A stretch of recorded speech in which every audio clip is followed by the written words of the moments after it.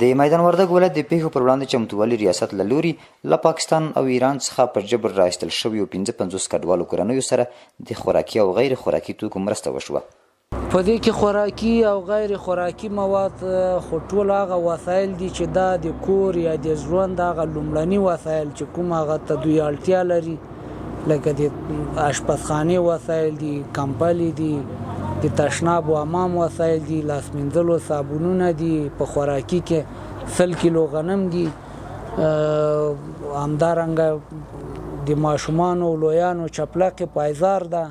ښاغلی جلالي زیاتوي میدان وردګ ولایت ته له ګاونډیو هیوادونو نه په جبر راایستل شوي کډوال ټولو سیستم ته داخل شوي او وخت پر وخت به یې ستونزو ته رسیدنه کیږي. په راتلونکي کې انشاءالله موږ دوی ته اطمینان ورکو، دوی دقیق سرویس شوي دي، ډیټابیس ته رسیدلي دي او وخت په وخت د دوی ستونزو او اړتیاو ته په کتو باندې به موږ په ورته برخه کې مرستې راجلبو